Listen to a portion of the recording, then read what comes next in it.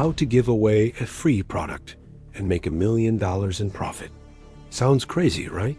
But what if I told you some of the biggest companies in the world use this exact strategy to make billions?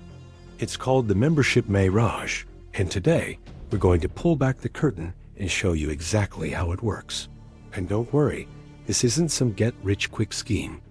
This is a deep dive into a powerful business model that you see every single day, often without even realizing it. By the end of this video, you'll not only understand how it works, but also how you can protect yourself from falling into these clever traps. Let's start with a simple, classic example. Imagine you're starting a new company. Your big idea? Give away a beautiful, high-end, state-of-the-art coffee machine. For free, you'd set up fancy kiosks in malls, run splashy online ads, and tell everyone, get your premium espresso machine, absolutely free. People would line up for blocks. You'd be the talk of the town. But how do you make that $1 million in profit? Here's the secret sauce. Your amazing free coffee machine has a tiny, almost invisible catch. It only works with your company's special coffee capsules. No other brand, no generic pods, nothing else fits. And these special capsules? You sell them at a staggering 1,000% markup. The coffee itself might cost you pennies to produce, but you sell a small box for $10, maybe $15. Think about it. The customer gets this amazing free machine, brings it home, and falls in love with the coffee it makes. The first few sample pods run out, and they go to the store to buy more. They quickly realize they have no choice. They have to buy your capsules. They're locked in. That free machine wasn't a gift. It was the bait. The real product isn't the machine at all. It's the capsules. The machine is just the delivery system for a lifetime of recurring revenue. Every morning when they brew a cup, you make money. For years, maybe even for life. This is the razor and blades model, perfected for the 21st century. The original concept was attributed to King C. Gillette.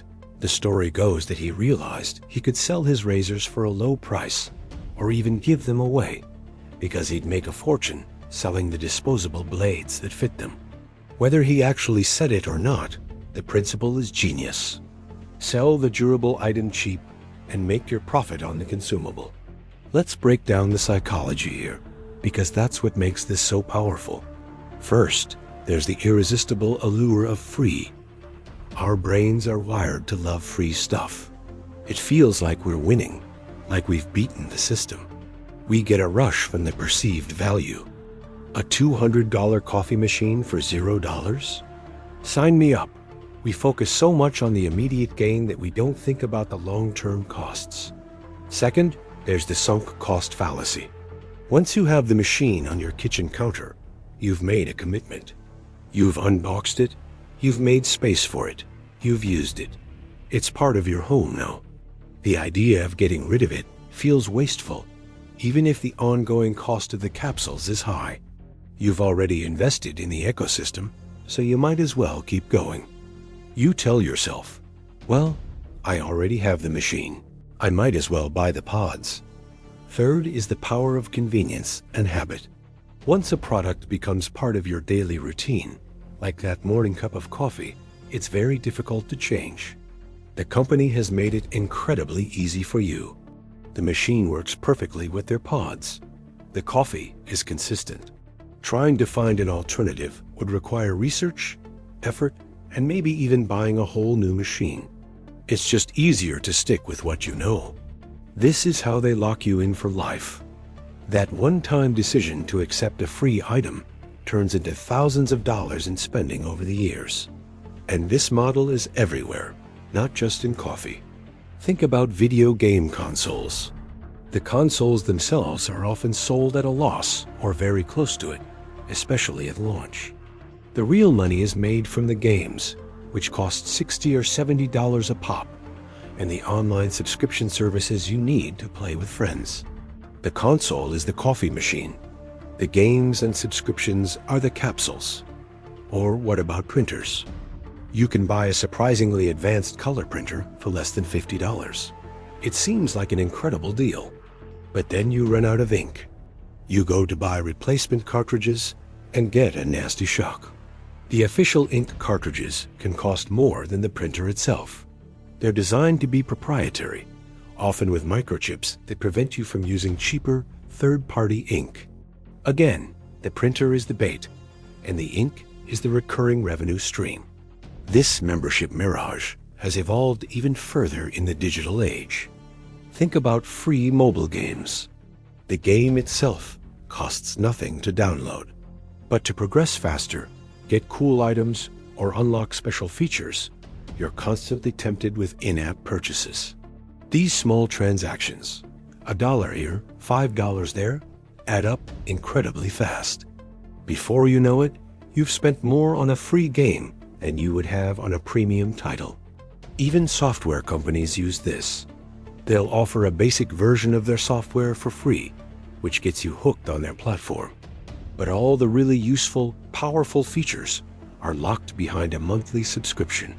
You start using the free version for your work or hobbies, integrated into your life, and then you hit a wall.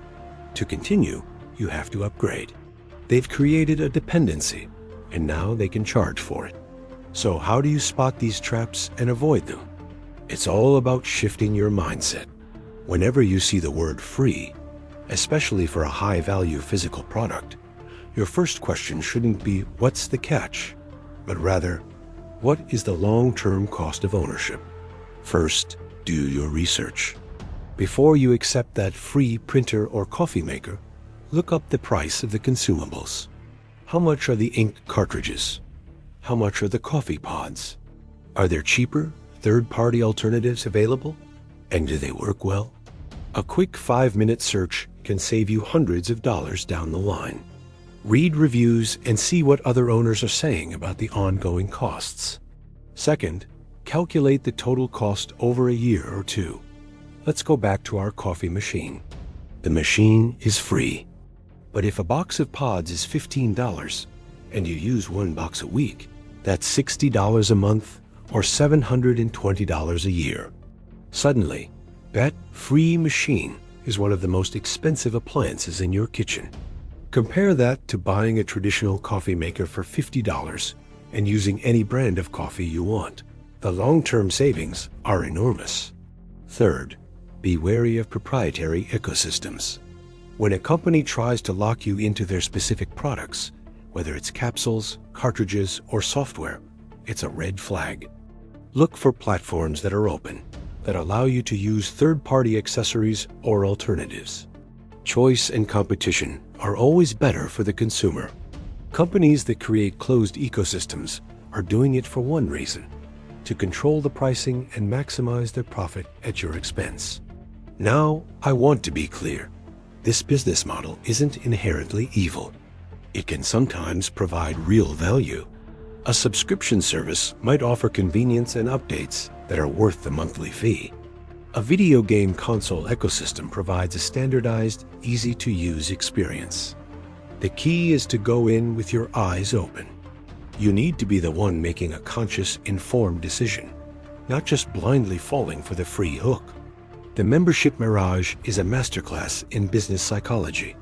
It preys on our love of a good deal and our tendency to focus on the short term. But by understanding the strategy, the bait of the free item, and the lock-in of the expensive consumable, you can become a much smarter consumer. You can see past the illusion and make choices that are truly good for your wallet in the long run. So the next time you see an offer that seems too good to be true, take a step back. Think about the razor and the blades. Think about the printer and the ink. Ask yourself, what are they really selling? Is it the product in front of you? Or is it the lifetime of purchases that come after it? By asking that simple question, you can avoid the mirage and keep your money where it belongs, in your pocket. Thanks for watching. If you found this breakdown helpful, give this video a like and consider subscribing for more deep dives into the business strategies that shape our world. Let me know in the comments if you've ever been caught in a membership mirage yourself. I'd love to hear your stories. See you next time.